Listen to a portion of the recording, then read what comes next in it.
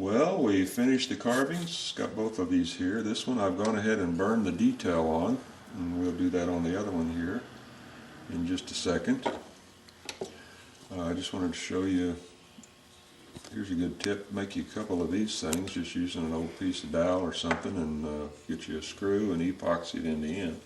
That way you can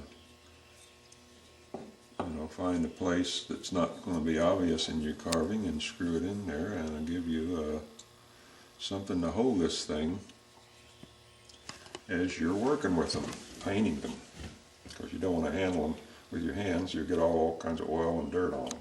So anyway, this one's all done, so now we're going to burn this one here. Okay, got my burner here, and we're not going to burn it a lot. Just want to sort of highlight the holes, not the holes, highlight the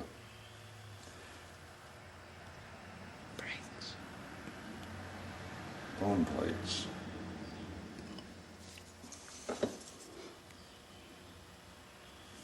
Just a little dark there.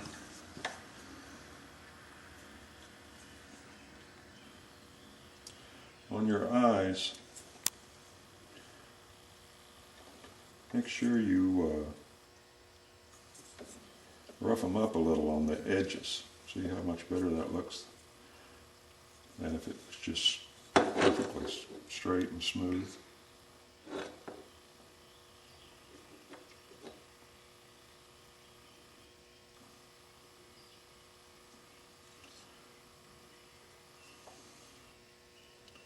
And when you're doing things like this, if there's one thing I'd like to impress upon you, is take your time, do the research, and try to get it as close to the real thing as possible. You don't want your skull looking like a cow skull, because it's not. It's a buffalo skull. That's why it's important to get your horns correct, the shape of the skull correct, because if you don't, it's just not going to look right, and you're not going to be satisfied with it. And although people might say, oh, you're doing a wonderful job, oh, isn't that terrific, all that stuff, you know, it's yourself you have to be satisfied with, not them.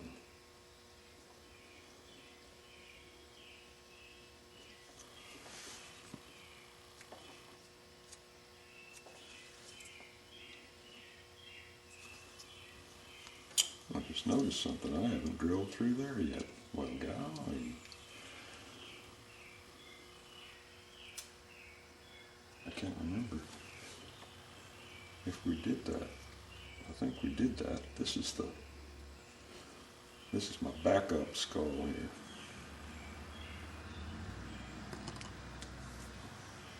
Got so many skulls in the works here, it's hard to keep track of them. Okay, so that looks pretty good. That's all we need to do there. But there's a couple more things you want to get. You want to get these holes, nerve holes, vein holes. You just do that with your burning pan.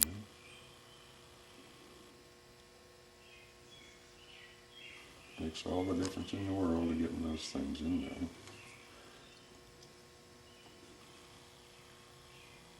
Alright, now on the horns,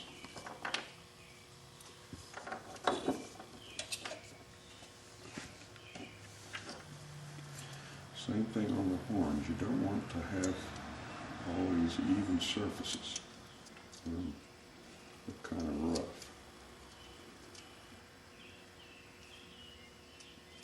So just a few little indentations here and there. Make them look that much better. And take your burning pen and just highlight them.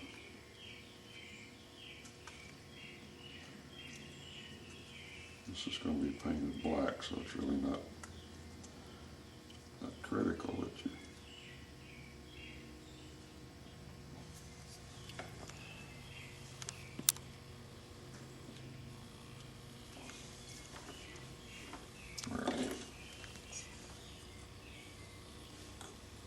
So when you paint it, and that'll look a lot better. Okay? So now, after we get this other horn done, it'll be off to the sanding station, and I'll sneak over and drill out those holes again. Okay, I'm over here at the sanding station. Got my flap sander here. I'm going to very gently go over this.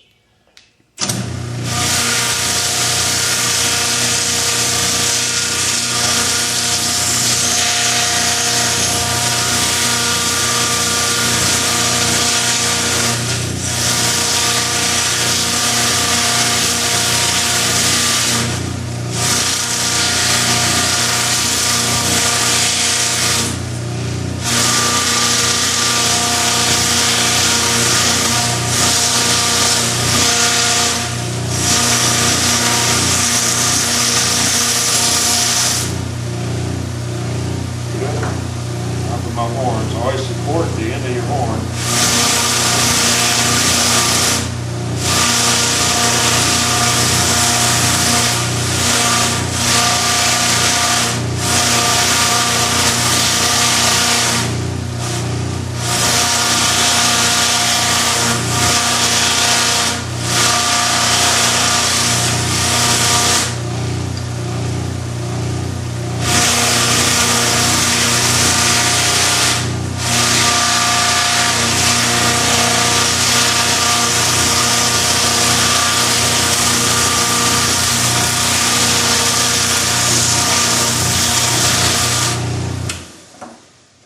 That's that. So now it's over to the paint station. We're over here. Now one thing you'll notice with these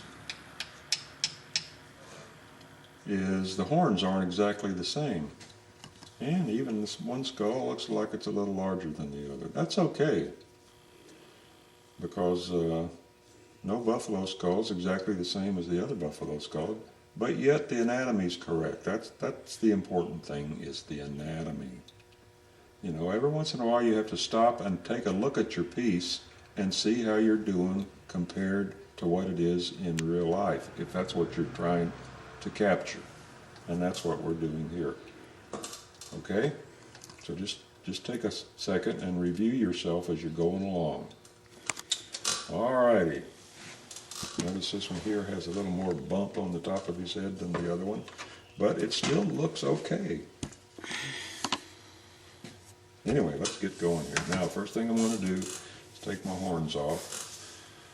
I'll paint the skull first.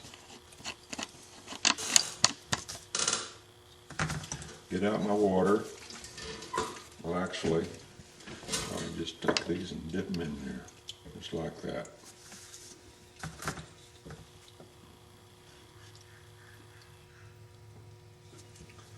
Now, notice how they changed color? Now that works to our benefit, because contrary to popular belief, bones are not pure white. And if you try to make them pure white, your carving's just going to not look right. So here I've got my white. These are the colors we're going to use. We're going to use white, yellow ochre, midnight blue, and naturally black, and probably a little dark burnt umber for the horns. Okay? But we're going to start with white. So I'm going to squeeze me out a good dot here of that. Get my big old A-N brush here. And just start putting this on here. And you don't need to watch me lay all this color on, because all I'm doing is painting this thing white. Okay, we've got the white on there. And you can see, hopefully, that the wood is still showing back through. The color of the wood is still showing back through. This white has just a little bit of yellowish cast to it. That's fine, because bone is not white. It has color to it. And although white is a color, I guess, we're going to put a little more. So I've squeezed me out a little bit of yellow ochre here. We're not going to use very much of this.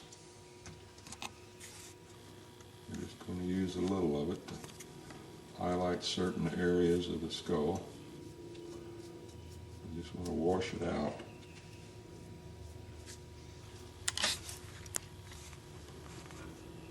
The last thing we want is a pure white skull.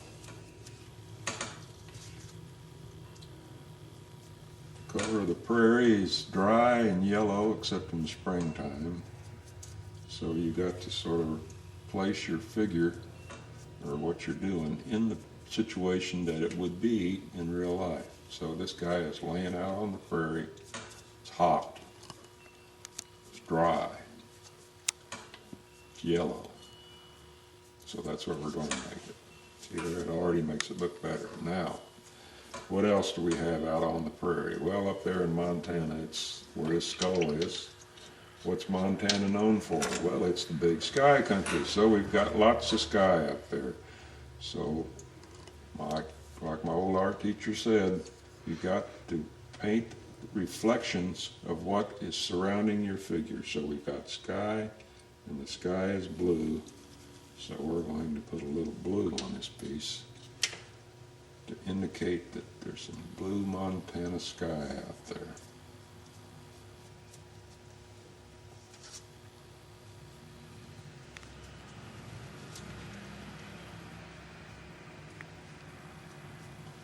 Doesn't take much, just a little bit, This area back in here, we'll put a little bit more in just to create some shadow and interest.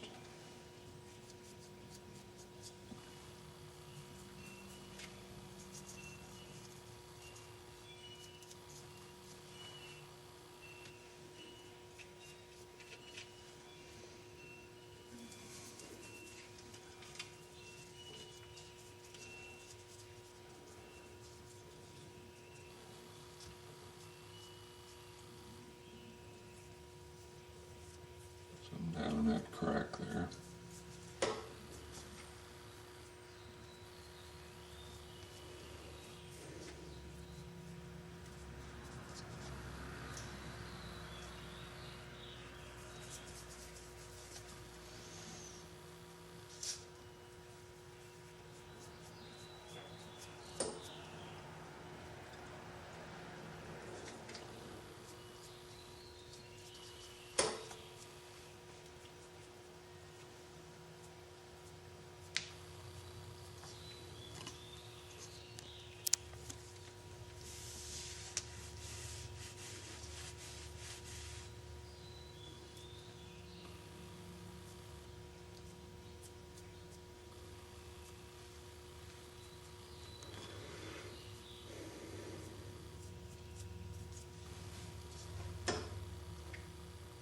That looks pretty good, except for that spot right there.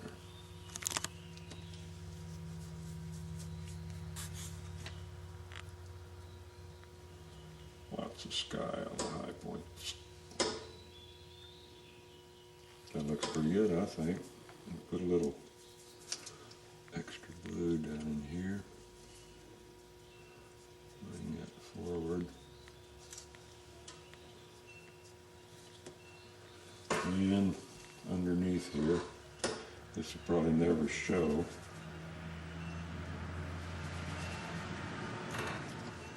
put some in here.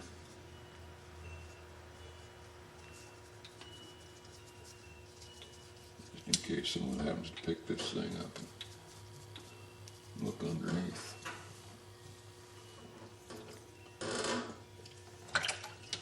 I'll show you a little trick here. If you get your brush real wet and you just paint it over the surface, you get what you want.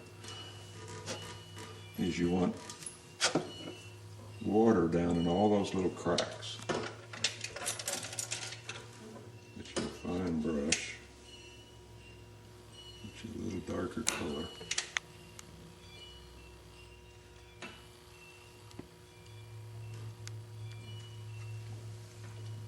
And if you touch it in the deepest crack, your the water will just wick it down into the other cracks, hopefully. See that? See it crawl? Did you see that? See that? See how it crawls?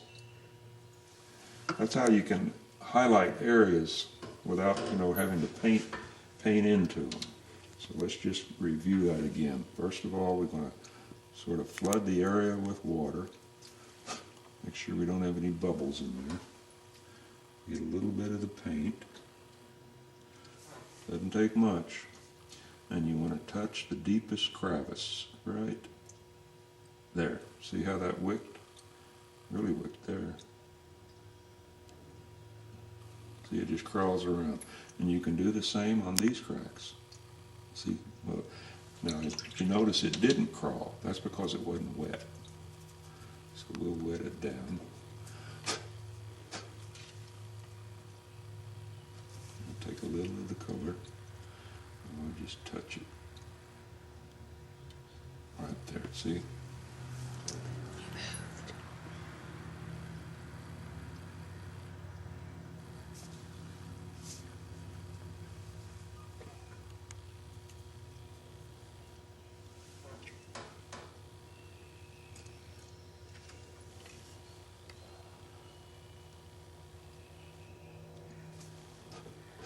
Even help it along a little if you want.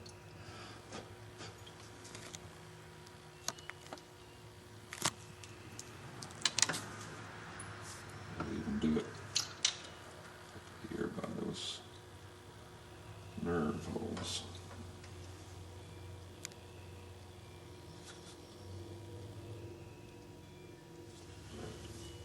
There we go.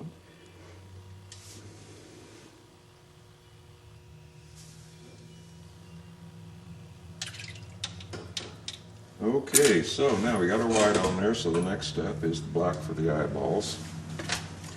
I'm going to speed up the process here and dry this thing out, okay?